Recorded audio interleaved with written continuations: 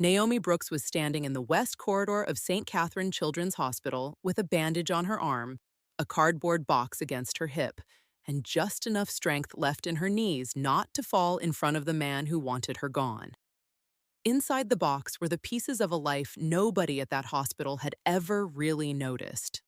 Her badge, one extra pair of faded navy scrubs, a pair of worn-out shoes with the soles almost split open, and a stethoscope she was not technically allowed to use anymore, but had kept since medical school because it reminded her of the woman she once believed she could become.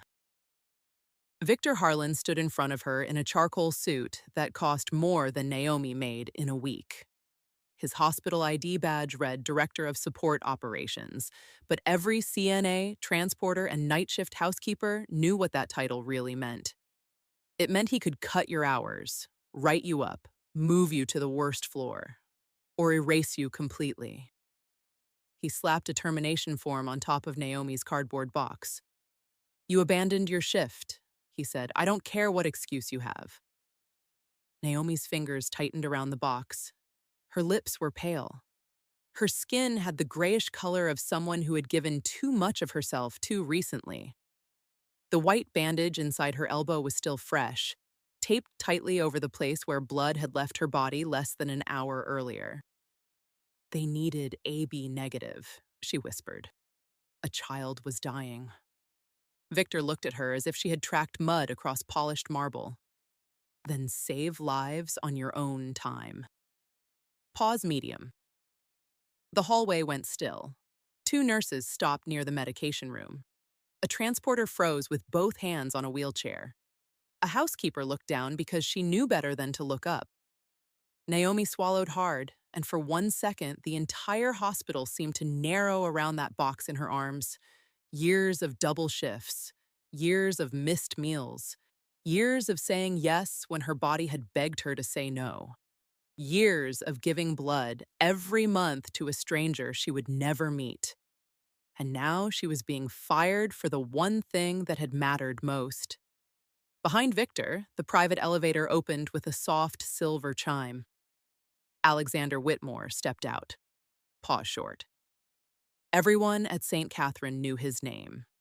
Not because he came often, although he did. Not because his company, Whitmore MedTech, had donated half the technology in the neonatal diagnostic wing.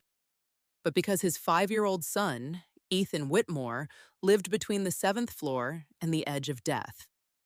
Alexander had the controlled posture of a man who had spent his entire adult life walking into rooms where people became quiet. Tailored black coat, tired eyes, a phone in one hand with 3 missed calls from surgeons, executives, and people paid to fix impossible problems. But that night, he did not look powerful. Pause short, he looked like a father who had just spent 46 minutes watching his only child stop breathing. He heard only the last line. "Then save lives on your own time." Victor turned and straightened instantly. "Mr. Whitmore," he said, his tone changing so fast it almost sounded like a different man. "I apologize. This is an internal staffing matter." Alexander's eyes moved from Victor to Naomi, then to the bandage on her arm, then to the cardboard box, then back to her face. He did not know yet. Pause short. He did not know that upstairs, his son was alive because of the woman standing in front of him. He did not know that the blood now moving through Ethan's small body had come from Naomi Brooks. He did not know that the invisible woman Victor had just thrown away had been keeping his son alive for 2 years. The billionaire's son was alive upstairs. Pause short. The woman who saved him was being fired downstairs. And nobody in that hallway knew those two facts belonged to the same story. Not yet. Pause medium, but they were about to. By morning, the man who fired her would be carrying a cardboard box of his own. Pause long. 3 years earlier, before Naomi Brooks became invisible, she had owned a white coat. Not a doctor's coat yet, a medical student's coat. Her name had been stitched in blue thread over the pocket, and every time she looked at it, she remembered the girl she had promised herself she would become. But promises are easier to keep when illness does not enter the house.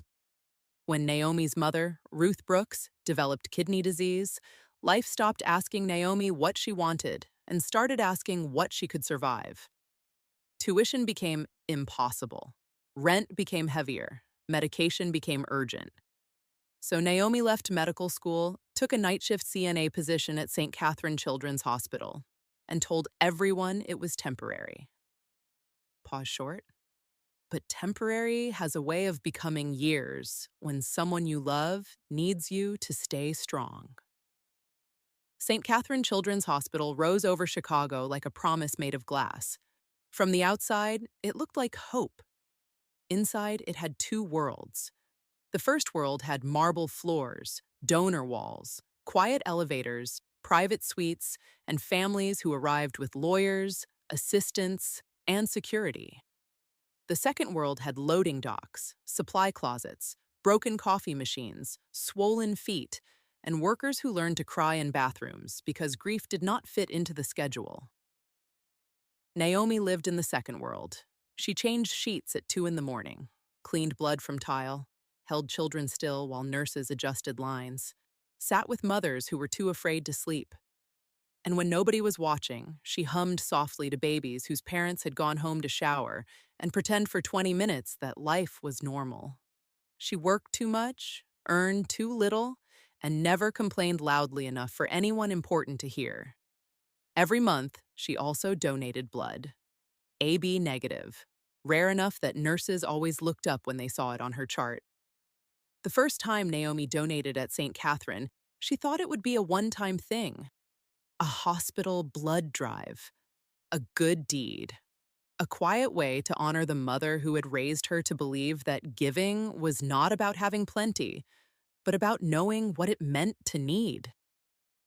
When Ruth saw the small bruise inside Naomi's arm that night, she frowned. "You donated again?" Naomi pulled down her sleeve. "It was the hospital blood drive. You barely eat enough." "I eat. Coffee is not food. I had a banana." "A banana is not a meal." Naomi smiled. "It was a big banana." Ruth tried not to smile back, but failed. Then her face softened. "Blood is the one thing rich and poor share equally," Ruth said. "When you give life itself." Naomi looked at the pill bottles lined across the kitchen table.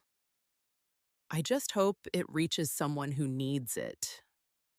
"It will," Ruth said. "And maybe one day, when you need something, mercy will know your name, too." Pause medium. Naomi did not know then that her blood was already being routed through restricted hospital channels. She did not know it was going to the 7th floor. She did not know that a 5-year-old boy with dark hair, fragile veins, and a billionaire father had begun waiting every month for a red bag with no name attached.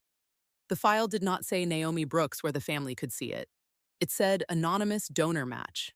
Because privacy mattered. Because protocol mattered. Because people like Naomi gave what they could and returned to work without ceremony. Every month, Naomi donated. Every month, Ethan Whitmore survived. And every month, Alexander Whitmore was told only that the compatible unit had arrived. Pause long. The first time Alexander heard the phrase AB negative, he hated how small it made him feel. He was used to scale, companies measured in billions, buildings named after his family, private calls with senators, scientists, hospital presidents. His company used artificial intelligence to help diagnose rare pediatric conditions before traditional systems could recognize the pattern. Whitmore MedTech had changed treatment pathways across the country. Investors called him visionary. Magazines called him the father of predictive medicine. But none of it mattered when Ethan needed blood. There was no algorithm for compatibility, no acquisition strategy, no emergency meeting, no check large enough to manufacture what a human body either had or did not have. One night, after Ethan's second major transfusion, Alexander stood outside the pediatric hematology unit with Dr. Evelyn Carter, the attending physician who had the rare ability to speak to powerful people as if they were still human. How much would it cost? Alexander asked, to guarantee supply. Dr. Carter looked at him over the top of her glasses. That is not how blood works, Mr. Whitmore. I understand logistics. I understand scarcity. Tell me the number. There is no number. Alexander's jaw tightened. Everything has a number. Blood does not care about net worth, Mr. Whitmore, she said. It only cares about compatibility. Pause short. For once, Alexander had no answer. Through the glass, Ethan slept under a pale blue blanket, one small hand resting beside a stuffed dinosaur with a missing eye. Alexander had built a company on the belief that medicine could be made smarter. But that night, he realized something medicine had never promised. It could be advanced. It could be expensive. It could be brilliant. Pause short, and still be helpless. Downstairs, Naomi was changing sheets in room 312. Upstairs, Alexander was learning that money could open every door except the one his son needed most. And between them, sealed in a hospital refrigerator, Naomi's blood waited to become Ethan's tomorrow. Pause long. The first time Naomi met Ethan Whitmore, she did not know his last name. Not officially. The VIP floor was careful about privacy. Patients were listed under initials or protected aliases. Security stood near the elevator. Visitors wore badges with colored borders. Staff were reminded not to ask unnecessary questions. Naomi was not assigned there often. Victor Harlan preferred to keep her on the lower pediatric floors, where staffing was short and complaints could be ignored. But one snowy Thursday in January, 2 aides called in sick, a housekeeper slipped near the loading dock, and Naomi was sent upstairs to help reset rooms after visiting hours. Do not linger, Victor told her before she stepped into the elevator. Families on 7 pay for privacy, not conversation. Naomi looked at him. Children still get scared on private floors. Victor's eyes narrowed. You are not paid to philosophize, Brooks. Pause short. The 7th floor smelled different. Less bleach, more white orchids. The hallway lights were softer. The doors were wider. Even the silence felt expensive. Naomi moved quietly, carrying fresh linens and a spray bottle, trying not to stare at the framed art on the walls. She passed room 704 and heard a small voice. Are you a nurse? She stopped. A boy sat upright in bed, his hair messy from sleep, his hospital gown too big for his thin shoulders. Naomi smiled gently. Not exactly. Are you a doctor? No. Are you the lady who brings pancakes? I wish. That sounds like the best job in the building. He studied her with serious eyes. Then who are you? My name is Naomi. I help take care of rooms and patients at night. The boy looked at the mop bucket behind her. So you clean? I do clean. And take care? When they let me.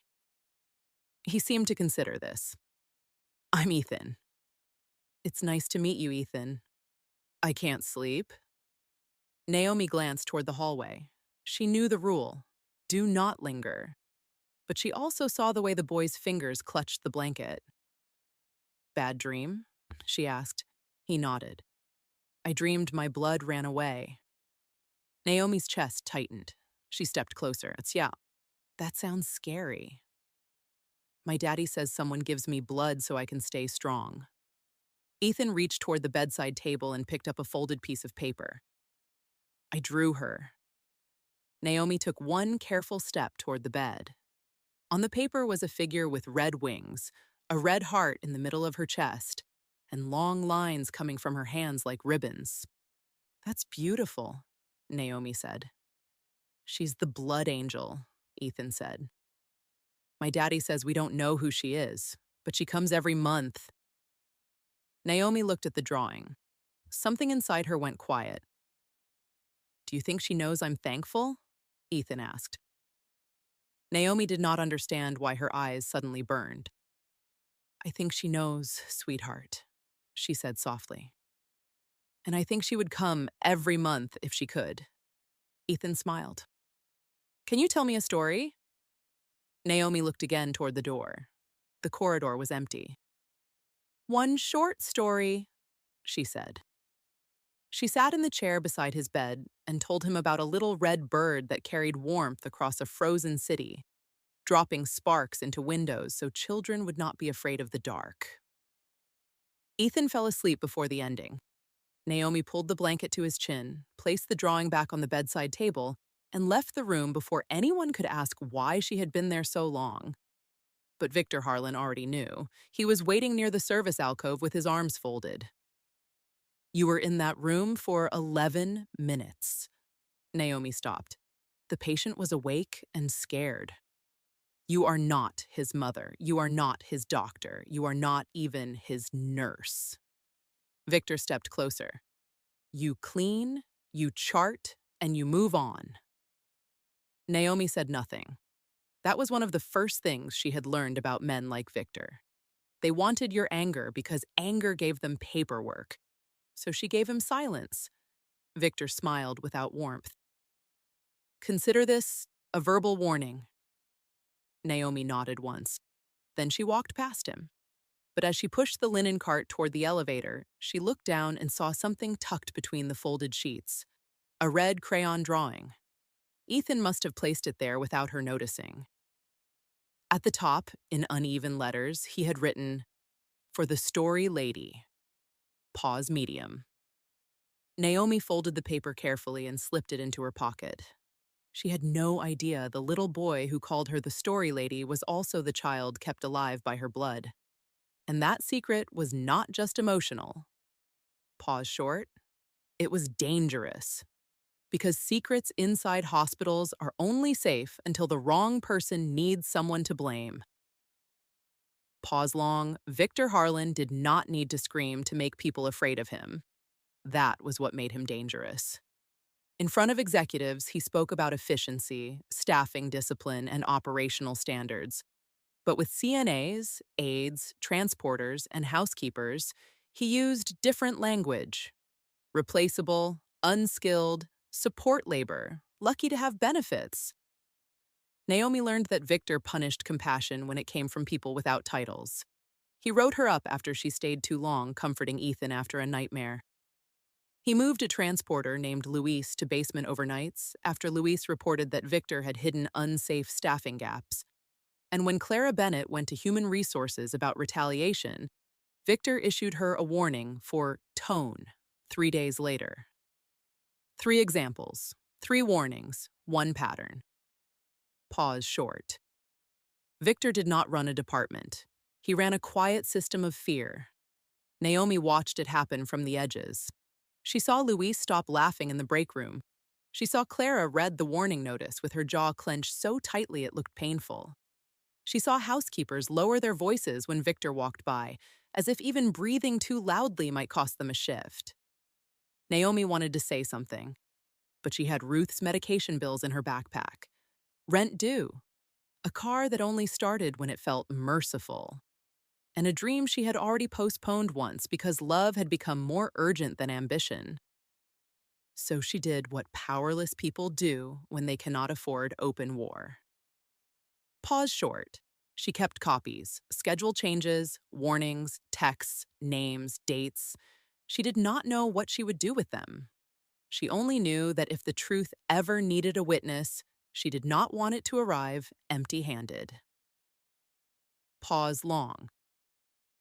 That day came on a Tuesday night in March.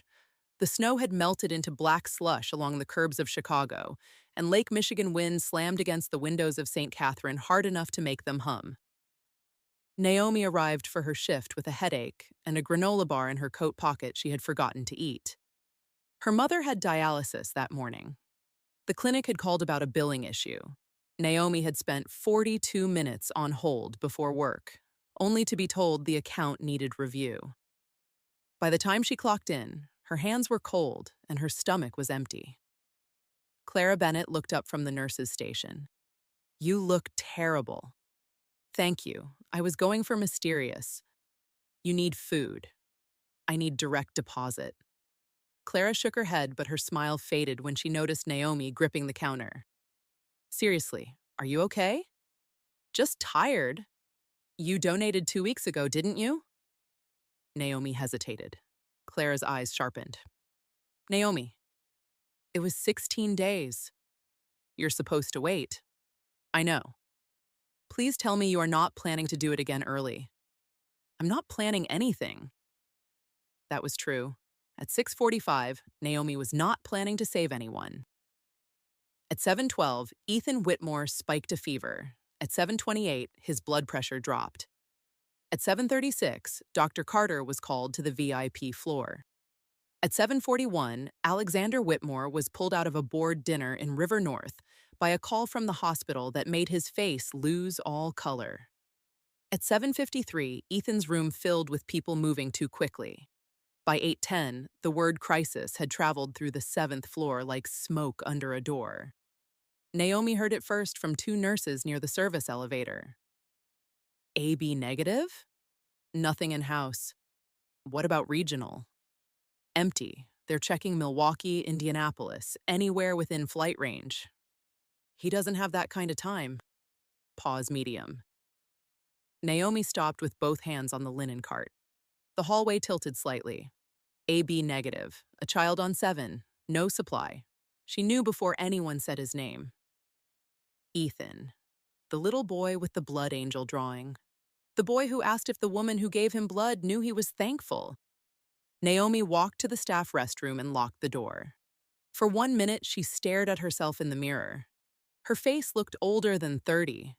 Tired eyes, dry lips, a woman built of sacrifice and caffeine.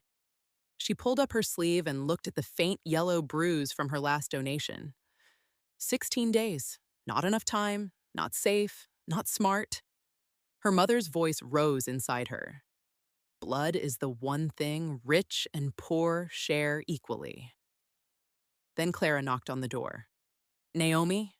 Naomi opened it. Clara took one look at her face and knew. No. Clara. No, absolutely not. They need AB negative.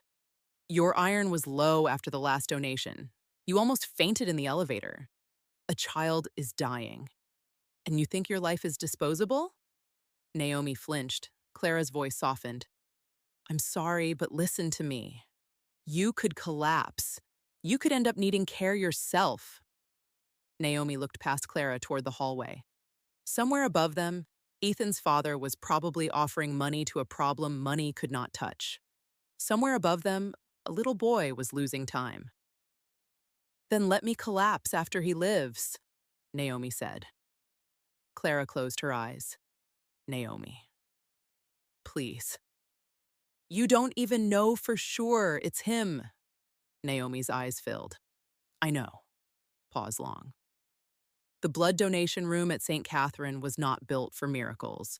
It was built for protocol. White walls, reclining chairs, labels, forms, needles, questions that expected ordinary answers. But that night, everything moved with the frightening speed of people who knew they were crossing a line and hoping mercy would meet them on the other side. Dr. Carter arrived herself. When she saw Naomi on the donor chair, her face changed. You're the match? Naomi looked up. You know the patient? Dr. Carter hesitated. Privacy stood between them like glass. I know he needs help, Naomi said. Dr. Carter understood what she was asking and what she was not asking. Your recent donation makes this medically risky for you. I understand. I cannot force you. You're not. I need you to understand that saving a child does not make your body invincible. Naomi managed a small smile. My body figured that out years ago. Clara stood beside her, furious and scared. As the needle went in, Naomi looked away. Not because she feared blood, because she feared seeing how much more of herself she was willing to give. The bag began to fill. Dark red, warm, human. Pause medium. No technology in Alexander Whitmore's empire could replicate what flowed through that tube. No boardroom could vote it into existence. No billionaire could purchase it from an empty shelf. It had to be given. And Naomi gave it. Pause long, upstairs, Ethan's monitors screamed. Alexander stood at the head of the bed, one hand on the rail, the other pressed against his mouth. He was not allowed to touch the sterile field. He was not allowed to interfere. He was not allowed to be anything but a witness. That was the cruelest role power ever gave him. A nurse entered with the blood. The red bag moved through the room with a kind of quiet authority that silenced everyone. Alexander stared at it. "Where did it come from?" he asked. Dr. Carter did not answer immediately. "From someone who chose to give it." "That fast?" "Yes." "Who?" "Right now, what matters is that it is compatible." The transfusion began at 9:58 p.m. At 10:06, Ethan's breathing steadied. At 10:12, the grayness around his lips began to fade. At 10:15, Alexander Whitmore lowered his head and cried without making a sound. Pause long. Downstairs, Naomi tried to stand and nearly collapsed. Clara caught her. "I told you." Naomi's voice was weak. "Is he alive?" Clara looked toward the ceiling. "We don't know yet." Naomi closed her eyes. "Then I'm waiting." "No, you're eating." "I have rounds." "You have low blood pressure." "I have a job." Clara laughed bitterly. "Barely." Naomi did not understand how prophetic that word would become. Because while Ethan's body accepted her blood upstairs, Victor Harlan was walking through the fourth floor with a clipboard, looking for a reason to punish someone. He found Naomi's assignment incomplete. Room 419 needed linen turnover. Room 423 had a delayed chart entry. The West Corridor supply closet had not been restocked. Victor looked at the time, then at Naomi's name, then smiled. He did not ask where she was. He did not call Clara. He did not check the emergency donor log. Men like Victor did not search for truth when punishment was more convenient. Pause medium. At 10:22 p.m., Naomi returned to the West Corridor with trembling hands. She had eaten 2 crackers and half a juice cup because Clara had threatened to physically block the door. Her steps were slow. Her arm throbbed. She reached for the linen cart. Victor's voice stopped her. "Where have you been?" Naomi turned. The hallway had several staff members now. Nurses coming off rounds. A respiratory therapist. Denise from housekeeping. A young transporter named Malik. Naomi kept one hand on the cart. "There was an emergency. Your assignment was on this floor." "I know." "You left it." "A patient needed blood." Victor's expression did not change. "You are not authorized to make staffing decisions." Naomi blinked. "I donated blood." A few people looked up. Victor's eyes dropped briefly to the bandage on her arm. Then he looked back at her face. "So, during your shift?" Naomi said nothing. Victor gave a short, humorless laugh. "This hospital does not run on your feelings." Something inside Naomi, weakened by blood loss and years of swallowing humiliation, finally lifted its head. "No," she said quietly. "It runs on people you pretend not to see." Pause medium. The hallway went silent. Victor's face hardened. "Get your things." Naomi stared at him. "What?" "You heard me. You abandoned your assigned duties. You caused operational delay. You have a history of boundary issues and insubordination. Victor, a child was dying. And while you were playing hero, other rooms went unattended. I gave blood. You left your post." Clara stepped forward. "She was authorized medically." Victor turned on her. "Were you her supervisor?" Clara stopped. Naomi saw the fear in Clara's face. Not fear for herself alone. Fear for rent, benefits, children, parents, bills. Victor knew that fear. He fed on it. Naomi reached into her locker. She pulled out her bag, her extra scrubs, her old stethoscope, and the shoes she kept for double shifts. Denise found a cardboard box near the supply closet and brought it to her without speaking. Naomi placed her life inside it, and then Victor Harlan, director of support operations, placed the termination paper on top. That was when the private elevator opened, and Alexander Whitmore stepped into the hallway. Pause medium. You abandoned your shift, Victor said again, performing now for the billionaire. I don't care what excuse you have. Naomi looked him directly in the eye. They needed AB negative. A child was dying. Victor's mouth curled. Then save lives on your own time. Alexander heard it. He saw the bandage. He saw the box. But he still did not understand. Not until Dr. Evelyn Carter came around the corner with Clara beside her, both moving quickly, both stopping dead when they saw Naomi standing there with termination papers in her box.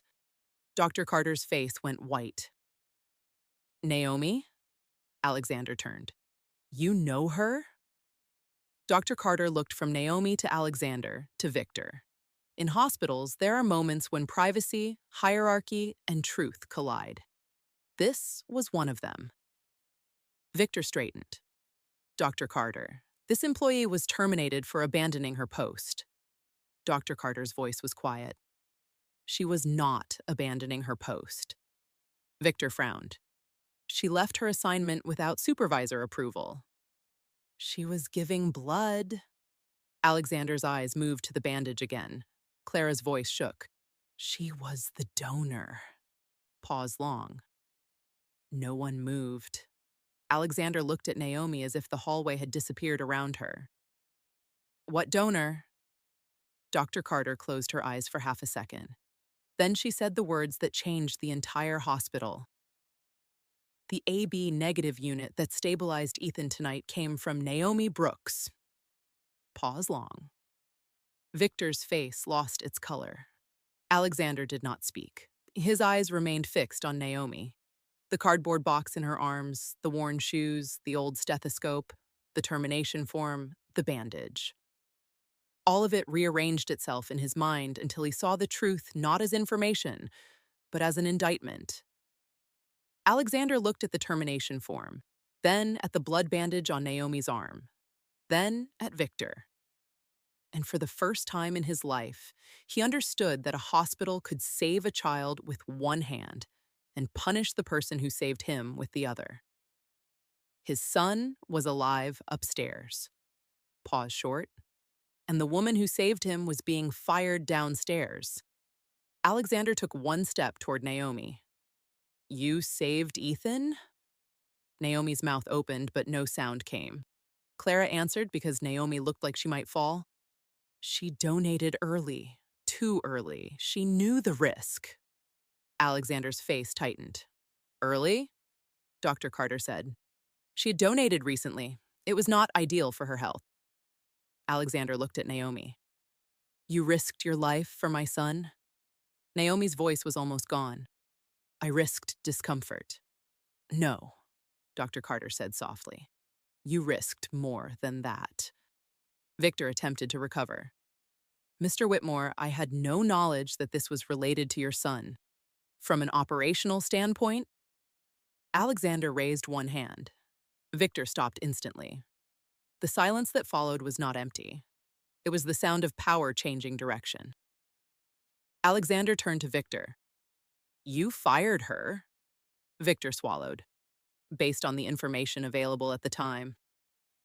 You did not ask for information. I followed policy. You humiliated her in a hallway.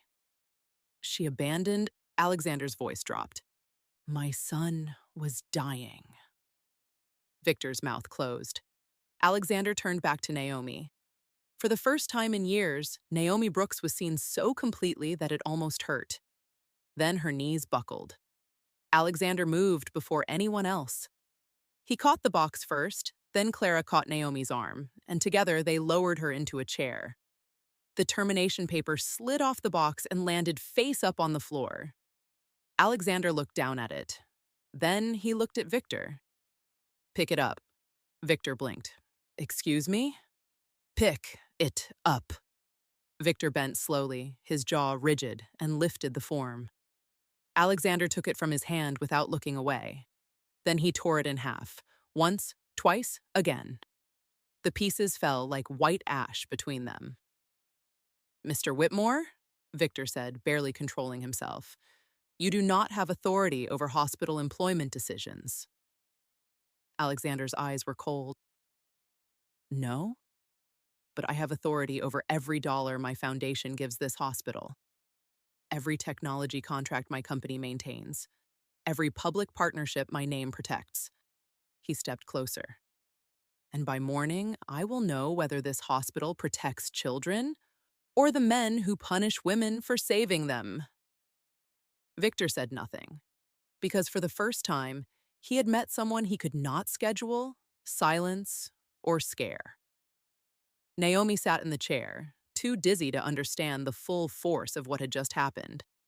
She only knew that Alexander Whitmore was kneeling in front of her now, holding her cardboard box like it was something sacred. "I owe you everything," he said.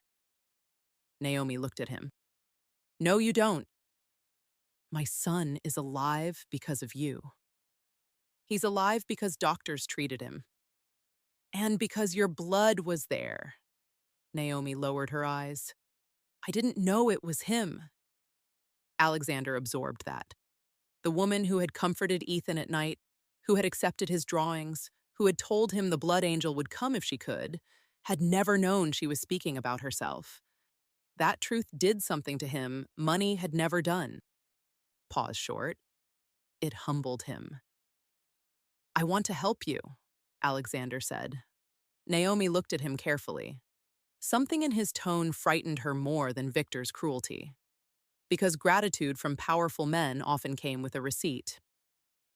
"I can cover whatever you need," Alexander continued.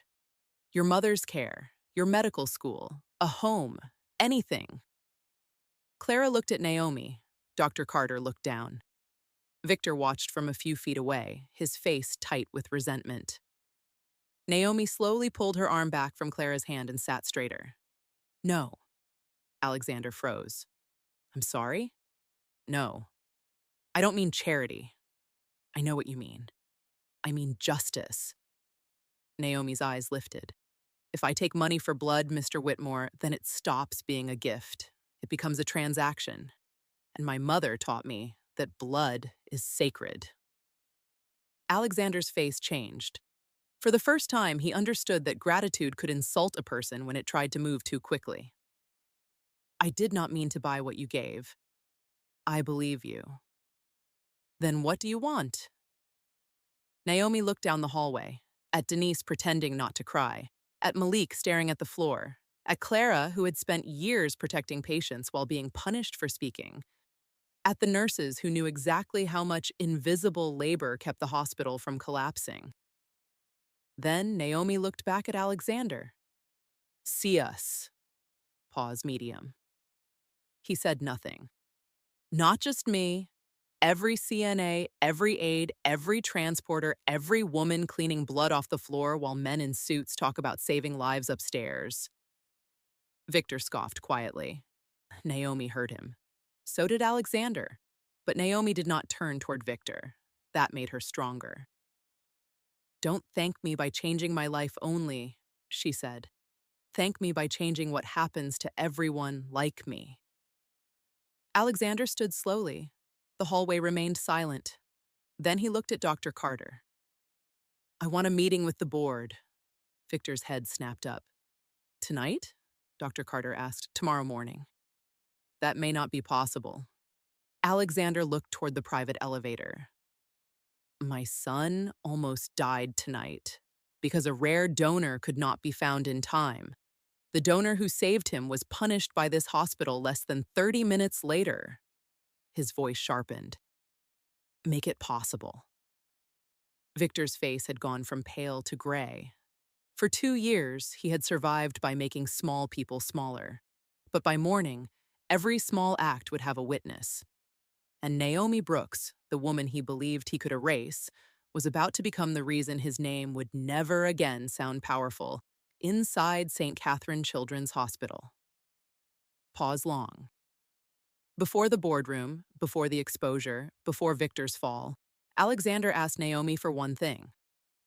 Please, he said, let Ethan know. Naomi stood outside room 704 with a blanket around her shoulders and a cup of orange juice Clara had forced into her hands. She did not want to enter, not because she did not love the boy, because she was afraid of what it would do to him. Children knew when adults turned them into symbols. Naomi did not want to become a miracle in Ethan's eyes. She wanted to remain safe, human. The story lady. Alexander stood beside her. Inside the room, Ethan was awake, small and pale, but breathing steadily. Machines blinked beside him.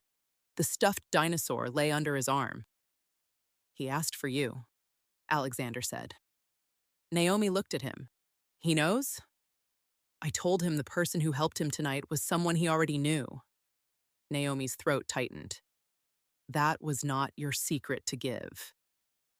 Alexander accepted the correction without defense. You're right. That surprised her. Men like Victor defended everything. Men like Alexander, she had assumed, would defend even more. But he only lowered his voice. I'm learning. Naomi looked through the glass. Ethan turned his head and saw her. His face brightened. The story lady! Naomi stepped inside. Hey, sweetheart. Ethan lifted one weak hand. Daddy said you helped. Naomi sat carefully beside him. A lot of people helped. But you helped with blood? Naomi glanced at Alexander, then back at Ethan. Yes. Ethan's eyes widened. You're both? Naomi smiled through tears. Both what? You're the story lady and the blood angel? Pause medium. The room broke around her. Not loudly, not dramatically. Just enough that every wall inside Naomi gave way. She covered her mouth. Ethan reached toward the bedside table and picked up the drawing.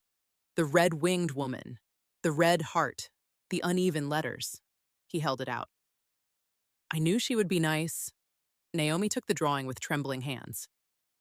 I didn't know it was you, she whispered. Ethan looked confused. You didn't? No. Then you were helping me without knowing? Naomi nodded. Ethan thought about that with the seriousness only children can bring to holy things. That's even better, he said. Alexander turned away. His hand covered his mouth. Because he had negotiated mergers without blinking, faced hostile boards without shaking, built a company through lawsuits, criticism, and risk. But he could not watch his son hug the woman who had saved him without understanding how poor his definition of power had been. Ethan's small arms went around Naomi's neck. Naomi closed her eyes and held him gently, careful of the lines, careful of the machines, careful of the fragile life that had somehow been connected to hers, long before either of them knew. At the door, Dr. Carter watched silently. Clara stood beside her, wiping her face. And down the hall, Victor Harlan stood alone near the elevator, already making calls. Not to apologize, not to understand, to protect himself. Pause short. That was his final mistake. Pause long. The boardroom at St. Catherine Children's Hospital sat on the top floor, above even the VIP wing. It had a view of Lake Michigan, a walnut conference table, and a wall of photographs showing donors smiling beside children they had never personally helped. At 8:03 the next morning, every chair was full. Margaret Ellison, hospital president, sat at the head of the table in a cream blazer and pearls. She was elegant in the way institutions prefer their leaders to be elegant, calm, polished, and skilled at making uncomfortable things sound temporary. Rachel Monroe from Human Resources sat to her right, already pale. Dr. Evelyn Carter sat beside the chief medical officer. Victor Harlan sat near the end, freshly shaved, wearing a navy suit and the expression of a man prepared to lie in complete sentences. Alexander Whitmore entered last. He was not alone. Naomi came with him. She did not want to. She had said no twice. This is not my world, she told him in the elevator. Alexander looked at her reflection in the silver doors. That is exactly why you should be in the room. Naomi wore clean scrubs Clara had brought her from the locker room. Her arm was still bandaged. She held a folder against her chest. Inside it were copies, schedules, warnings, messages, names. For years, Naomi had believed documentation was what powerless people kept because they could not afford lawyers. Now, as the boardroom turned to stare at her, she realized documentation could become a blade if truth held it steady enough. Margaret stood. Mr. Whitmore, Naomi, we are grateful everyone is safe. I want to begin by saying this appears to have been an unfortunate misunderstanding during a high-stress medical emergency. Naomi felt Alexander become still beside her. That sentence was beautiful. Pause short. And poisonous, unfortunate misunderstanding, the language of burial. Margaret continued. We will, of course, review internal communication protocols so that support staff procedures are clearer in emergency circumstances. Naomi almost laughed. Support staff procedures. She thought of Ethan gasping upstairs. She thought of Victor saying, "Save lives on your own time." Alexander placed a leather folder on the table. No. Margaret blinked. I'm sorry? This was not a communication issue. Victor shifted. Alexander opened the folder. At 9:42 p.m., my son was dying. He placed a printed timeline on the table. At 9:51 p.m., Naomi Brooks began the emergency donation process that provided the compatible blood he needed. He placed the transfusion record beside it. At 9:58 p.m., that blood reached my son's room. The room was silent. At 10:17 p.m., this hospital fired her for leaving her shift. He placed Victor's signed termination form beside the transfusion record. Paper against paper. Life against punishment. Pause medium. The contrast was so brutal that nobody spoke. Victor leaned back in his chair, finally dropping the polished tone. With respect, Mr. Whitmore, Ms. Brooks is using your son's illness to elevate herself. Pause medium. The room went cold. Naomi did not move. Alexander slowly turned his head toward Victor. Say that again. Victor swallowed, but his pride pushed him forward. She violated procedure, created an emotional spectacle, and now she is positioning herself as some kind of hero because the patient happened to be your son. Alexander stared at him. She did not even know whose son she was saving. Silence. She did not ask for cameras. She did not ask for money. She did not ask for your attention. She gave blood in a room where no one applauded her, then came back downstairs to finish a shift you used to destroy her. Victor opened his mouth. Alexander cut him off.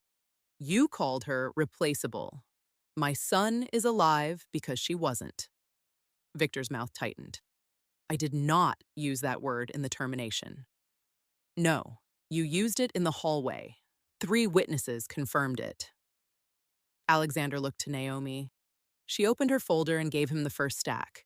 He placed the papers in front of Margaret. Over the past 14 months, Mr. Harlan issued written warnings to Ms. Brooks for comforting frightened children, including my son. Margaret looked at Rachel. Rachel stared down at the table. Alexander continued.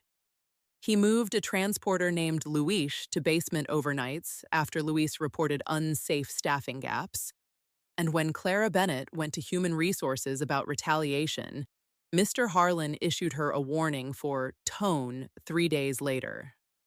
Victor snapped. That is incomplete and defamatory. Naomi spoke for the first time. It's documented. Pause short.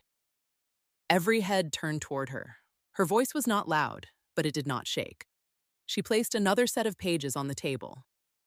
Those are scheduled changes following complaints. Those are warning notices issued within 48 hours of staff speaking to HR. Those are copies of texts where employees were told not to take concerns upstairs unless they wanted their hours reviewed. Rachel closed her eyes. Margaret's face tightened. Rachel? Rachel swallowed. We received concerns. That was not my question. Rachel whispered. Yes, there were patterns. Victor stood. This is absurd. You are allowing a support worker to weaponize incomplete information because Mr. Whitmore is understandably emotional about his son. Alexander's eyes lifted slowly. The room became colder. You believe I am emotional? Victor realized too late that he had miscalculated. I mean only that my son was dying, Alexander said. Emotion would have been expected. Victor said nothing. But I am not emotional now. Naomi watched the boardroom change, not all at once, slowly, like people realizing the floor beneath them was not solid. Victor looked around the table, searching for someone willing to rescue him. No one moved. Margaret folded her hands. Victor, until this investigation is complete, you will be placed on administrative leave. Alexander's voice cut in. That is not enough. Margaret looked at him carefully. Mr. Whitmore, employment action must follow process. Then start the process with the truth. Naomi stood. Her legs were still weak, but she did not sit back down. You did not just punish me, she said. Victor looked at her. You punished everyone who reminded you this hospital was made of human beings. The boardroom was silent. You held people hostage with schedules, with insurance, with rent, with the fear that one complaint could cost a mother her job or a son his medication. You taught people that kindness was a violation unless it came from someone with letters after their name. Victor's lips parted. Naomi did not stop. You told me I was not Ethan's mother, not his doctor, not even his nurse. You were right. I was none of those things. She touched the bandage on her arm. And still, when he needed blood, mine worked. Margaret looked down. Rachel began to cry silently. Alexander watched Naomi with something deeper than gratitude. Respect. Naomi turned to the board. I am not asking this hospital to treat me like a hero. I am asking you to stop treating people like me as disposable until the moment you need our bodies, our hands, our time, or our blood. No one spoke. Pause medium. That was the moment Victor Harlan lost. Not when Alexander threatened funding, not when Margaret ordered an investigation, not when HR confirmed the complaints. He lost when the people he had trained into silence watched Naomi stand in the room that had never been built for them and tell the truth without asking permission. By noon, Victor's badge access was suspended. By evening, he had been formally removed pending investigation. By the end of the week, Victor Harlan was gone. Not transferred, not quietly reassigned. Pause short, gone. His badge stopped opening doors. His references stopped answering calls, and the people he had trained into silence finally watched him leave through the same staff entrance he had used to frighten them. Victor left the administrative wing carrying the same kind of cardboard box he had handed Naomi 2 nights earlier. Only his was heavier, not with belongings. Pause short. With consequence, pause long. 2 days later, Alexander met Naomi in the hospital garden with a proposal. The garden was enclosed in glass, with small trees, polished stone benches, and winter light falling gently over the floor. Naomi saw the folder in his hand and immediately shook her head. No private checks, she said. It is not a private check. No payment for blood. It is not payment. He slid the folder across the bench. On the first page were 3 words, The Invisible Hands Initiative. Naomi stared at the title. Alexander spoke carefully. Wage increases for CNAs, aides, transporters, and cleaning staff. Protection from retaliation. Scholarships for frontline workers who want to become nurses, doctors, or technicians. Emergency medical assistance for employees' families. A rare donor registry built ethically, with privacy protected. Naomi read the page twice. And my mother? Alexander's voice softened. She can apply through the same employee family medical program as everyone else. No secret favor, no private envelope. Naomi looked up. And medical school? The scholarship is open to everyone. If you apply, you are reviewed like everyone else. Naomi looked back down at the page. For the first time, help did not feel like ownership. Pause short. It felt like a door. I want staff on the oversight board, she said. Done. Not symbolic staff, voting staff. Done. And the anti-retaliation policy cannot report back to hospital leadership first. It needs outside review. Alexander almost smiled. I thought you might say that. Naomi narrowed her eyes. You already added it? I left room for your version. She looked at him for a long moment. You're learning. I had a good teacher. Pause medium. Naomi took the proposal home to Ruth. Her mother read every page with a red pen in her hand and suspicion in her eyebrows. This billionaire uses too many commas, Ruth said. Naomi laughed for the first time in days. Mama? And this section on independent oversight is too soft. You read 3 pages. Ruth looked over her glasses. I raised a future doctor. Do not speak to me like I cannot understand paperwork. By midnight, Ruth had marked 12 changes. Naomi sent them to Alexander the next morning. He accepted 11. Ruth called him personally about the 12th.